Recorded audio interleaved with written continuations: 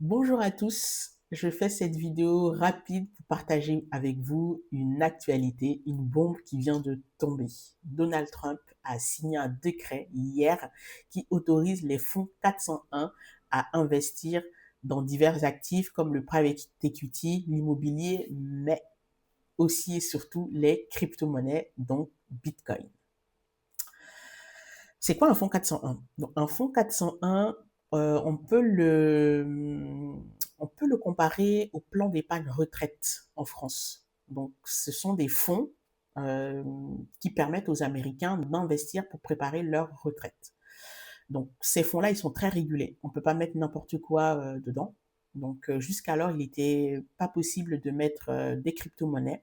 Et aujourd'hui, bon, hier en tout cas, Donald Trump a signé un décret qui permet au fonds 401 d'investir aussi en crypto-monnaie. Sachez qu'en France, la retraite, elle fonctionne par répartition. Donc, ce sont les jeunes qui bossent, qui payent la retraite des plus anciens qui peuvent plus travailler, donc qui cotisent pour préparer cette retraite. Aux États-Unis, c'est pas le cas. Pour faire simple, c'est plutôt les actifs eux-mêmes qui mettent une partie de leurs revenus dans des fonds, les fameux fonds 401, pour pouvoir investir sur notamment en bourse ou d'autres actifs afin de préparer leur retraite. Donc, imaginez-vous un instant, les fonds 401, on les estime à peu près à 9 000 milliards de dollars, ça représente beaucoup d'argent. Et maintenant, ces fonds-là pourront aussi investir en Bitcoin. Donc, imaginez-vous un instant 10% seulement de cet argent qui arrive sur le marché crypto, qui arrive en tout cas sur la capitalisation de Bitcoin, eh bien, ça pourrait créer une pression acheteuse qui peut amener le cours du Bitcoin à s'apprécier encore plus. Mais c'est pas ça le plus important. Pour moi, le plus important à retenir, c'est que Bitcoin entre dans la cour des grands. Donc, s'il y avait encore à démontrer que cet actif était solide et que les gens le mettaient dans leur ingénierie patrimoniale, c'est vraiment cette info-là qui le montre de façon très bien et de façon évidente. Parce que, imaginez-vous des gens qui préparent leur retraite, ils n'achètent pas des choses pour les vendre dans un an, dans 2 ans, même pas dans 5 ans. Ils l'achètent pour le garder au moins une vingtaine d'années afin de pouvoir préparer leurs vieux jours et d'avoir un capital pour leur permettre de vivre dignement quand ils seront plus à même de travailler pour gagner de l'argent. Aujourd'hui, clairement, avec l'inflation qui est galopante, l'effet cantillon et toutes ces choses-là, euh, eh bien, investir, en tout cas, compter sur de l'épargne simple pour garantir sa retraite, c'est une hérésie. Donc, c'est comme si vous allez dans un puits chercher de l'eau. Vous galérez pour trouver votre eau, vous rentrez à la maison et vous le mettez dans des bouteilles qui sont percées. Eh bien, bah, quand vous allez avoir envie de boire, vous allez avoir soif, eh bien, vous n'allez plus pouvoir retrouver cette eau parce que toute cette eau, elle se sera évacuée, elle sera perdue. Donc, le système fiduciaire, donc les monnaies fiat, donc l'euro, le dollar et toutes ces monnaies-là, c'est exactement ça, c'est un seau percé. Et donc, lorsque vous mettez le fruit de votre travail, lorsque vous mettez votre épargne dedans, eh bien, bah, cette épargne-là, elle est diluée, elle est perdue à cause de l'inflation.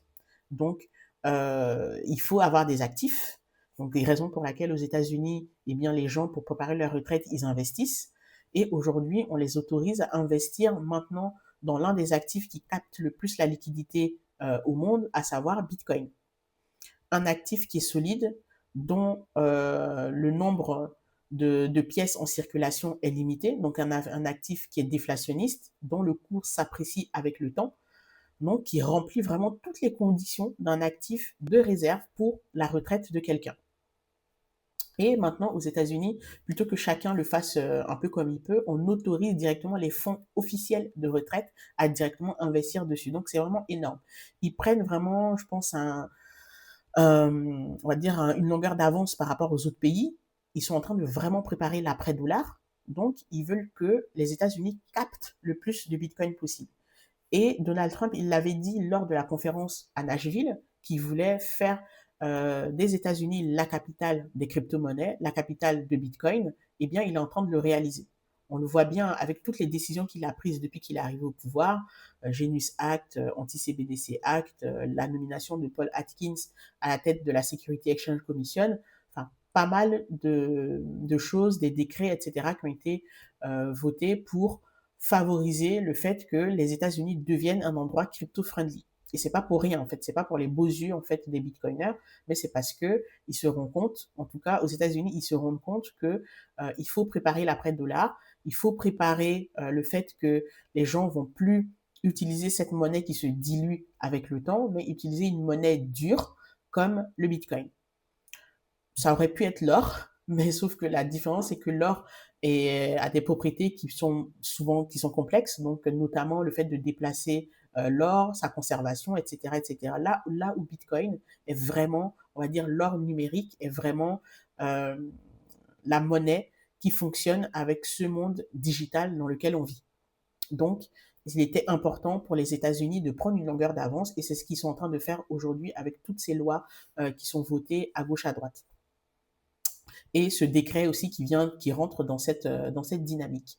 Donc pendant qu'en France, notre Premier ministre lance un podcast pour faire une espèce de calinothérapie à tout le monde, plutôt que de trouver des solutions concrètes, les États-Unis, eux, ils préparent en fait le futur, ils autorisent leurs retraités, en tout cas, à profiter de Bitcoin pour pouvoir avoir une retraite décente, là où en France, bah, je vous invite à regarder les plans d'épargne retraite, il n'y en a qu'un seul, qui permettent d'avoir des ETF encore en crypto, mais la détention de Bitcoin, par exemple, n'est pas encore possible dans les plans d'épargne retraite en France.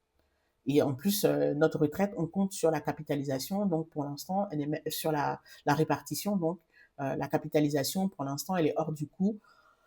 On n'incite même pas les gens à investir tout simplement dans des actions. On est vraiment à côté de la plaque, je trouve, concernant l'avenir, en tout cas monétaire et financier. Il y a une révolution qui est en cours, c'est celle de la monnaie, et dont on parle peu.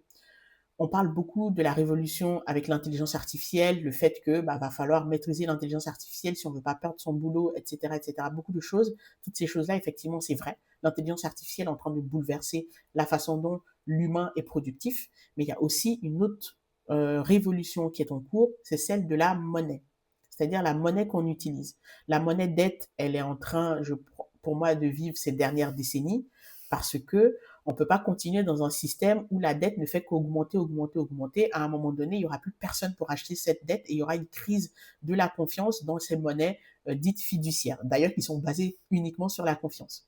Et donc, les gens vont se tourner vers des monnaies plus solides, telles que Bitcoin, qui reposent sur des fondamentaux qui sont excellents, comme la rareté, donc le fait qu'il n'y en a que 21 millions et pas plus, le fait que l'émission de tout nouveau Bitcoin est contrôlée et connue à l'avance, là où aujourd'hui l'émission monétaire, on vous a jamais consulté, Christine Lagarde ne vous consulte jamais pour vous demander pour vous demander est-ce que vous êtes d'accord ou pas pour qu'on dilue en fait votre pouvoir d'achat, mais on continue à imprimer des billets sans demander l'avis des personnes, et on est surpris par l'inflation qui en résulte.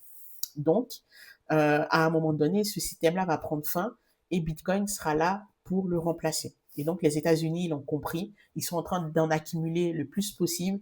Les entreprises commencent à courir après, les institutions, les banques, etc. Tout le monde a compris qu'il y avait quelque chose vraiment à faire avec cet actif.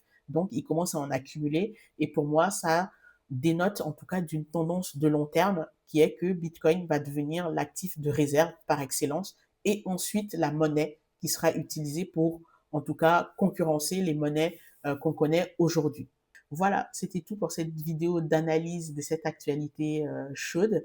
N'hésitez pas à vous abonner à cette chaîne si vous voulez avoir d'autres informations sur ce qui se passe avec Bitcoin. J'ai également mis une formation gratuite à destination des professionnels, donc que vous soyez entrepreneur, que vous soyez en formation libérale ou même dirigeant d'une entreprise, d'une PME, du TPE. Cette formation, elle s'adresse à vous pour comprendre ce qu'est Bitcoin et surtout comment l'utiliser vous aussi dans votre stratégie d'entreprise.